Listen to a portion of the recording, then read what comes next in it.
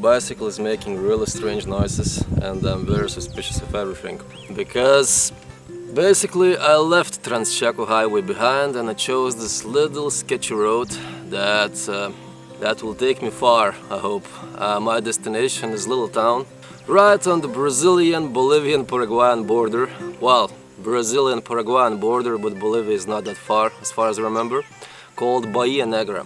But it's roughly 400 kilometers ahead. And in between it's just wilderness, the last part of virgin, untouched Gran Chaco forest, the last remaining part in Paraguay. It's just northern Paraguay and southern Bolivia that still has it.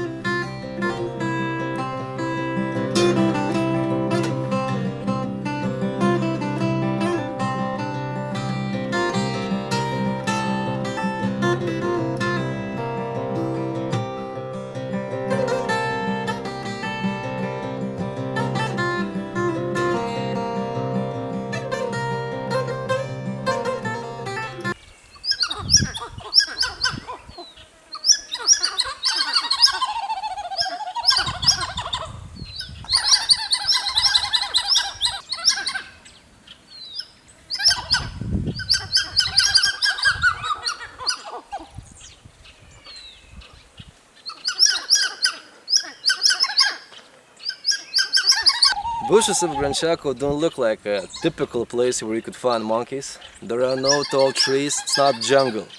It's just thick vegetation, almost savanna-like habitats, especially dry Chaco, it's very arid.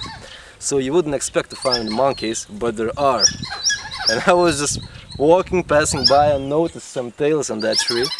And then all this shenanigans started. And I think now they communicate one with another, like sending signals. Oh look, there's a gringo below, there's a threat, it's danger, you know. They're not trying to escape. They're fully aware that I'm unable to grab them or catch them or do any harm from the distance. So they're just maintaining distance and shouting one to another.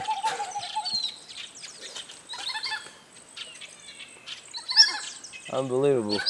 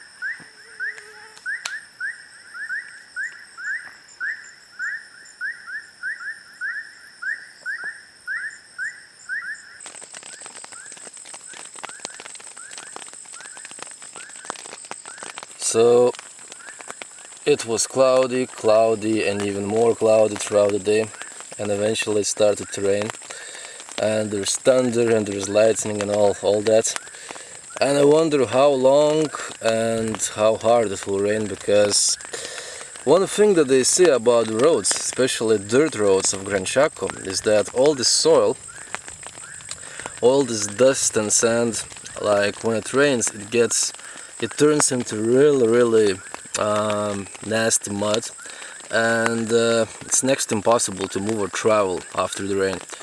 So I wonder how it will look like tomorrow. Hopefully it won't rain too hard, because if it floods I might be stuck in here for a while, or at least I will move very slowly, most likely just pushing my bicycle through the mud. But you know, we need to expect for the best, you know. It's romantic, it's beautiful night in Chaco. It's rainy. I'm tired. Good night.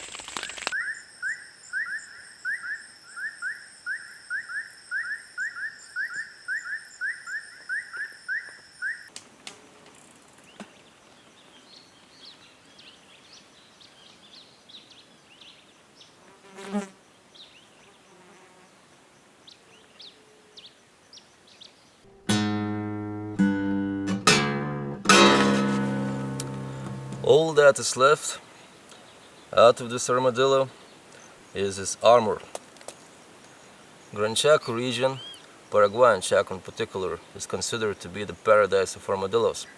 Armadillos can be found in both Americas, both Southern, Central and North America. But here you got the biggest variety. And this was three-banded armadillo. And what happened here is that, I guess, he was just running on the road. Those are nocturnal animals. And most likely got hit by a car or a truck. And there isn't that much traffic in here. Actually, there's almost no traffic.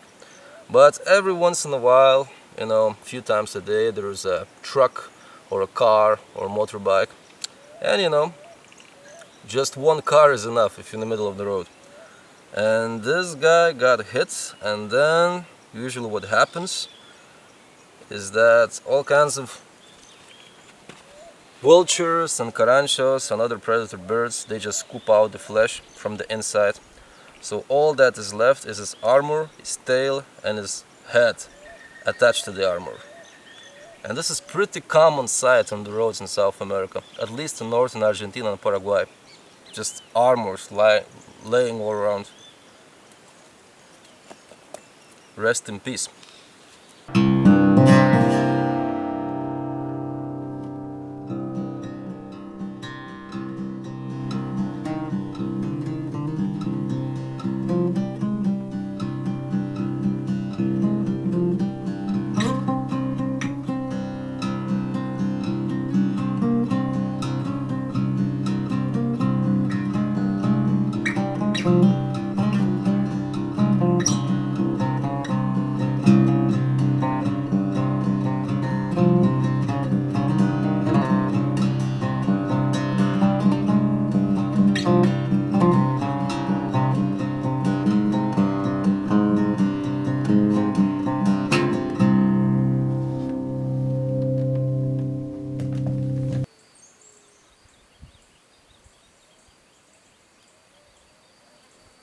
Nowadays there are plenty of sensationalist nature documentaries, and they portray tropical reptiles, tropical snakes such as cobras, mambas and rattlesnakes and pythons and anacondas, like these big impressive species.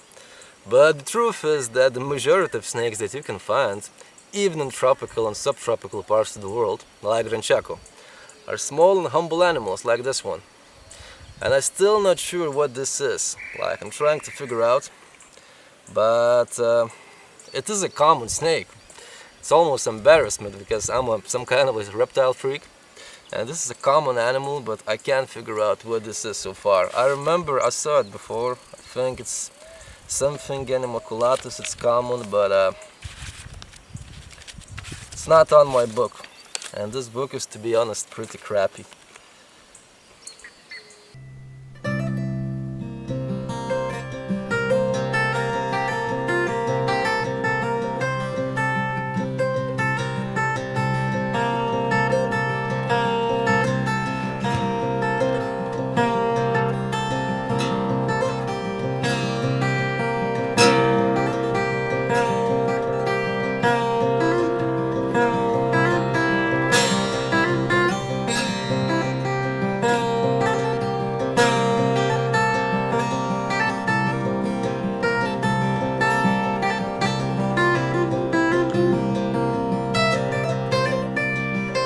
Good morning, ladies and gentlemen. It's hard to believe that I'm 140 kilometers into this, and there is some truck in there stuck in the mud too, and the driver is sleeping, I guess, because I tried to knock on his door. Nobody's answering, but I guess he's okay. Well, I hope he's cool. And yeah, last night I was cycling, and then I haven't seen that much.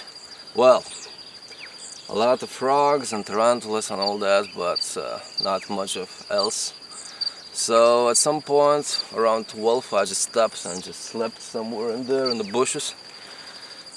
Slept just like for 3 or 4 hours, and then I woke up, and actually I left my tent a little bit open, or there's a hole or something, I still don't understand, but In the morning my tent was full of ants, like literally full of ants. So it was pretty nasty morning, pretty mean morning. Wake up covered in ants, you know. But you know, I think it's beautiful days on the horizon, you know. But you know, let's look at the future ahead. Future is bright. Yeah, I think I'll stop over somewhere to just boil some coffee. I really need some coffee. Because this mud is really something. I mean, if it would rain really hard and if it would flood, I would be stuck in the mud. Like, there's no question about it. This is just too thick, too mean.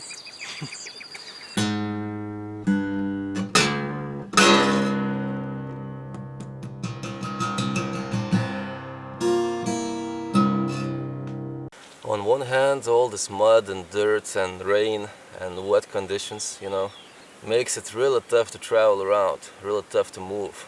Because sometimes I literally need to push my bicycle through the mud. But on the other hand, all kinds of traces and marks and footprints of animals are very visible on the road. And I was checking them all the way down to here. And finally I found something really exciting. Because these are the jaguar footprints. The last time I saw something like this was in Costa Rica, like 5 years ago. This makes me very happy, and this gives me some hope that I might get eaten by a jaguar. Now, just take a picture or something, or just see one, you know. Jaguars rarely attack people. I just want to meet the jaguar, take a picture, take a video maybe, shake hands and go.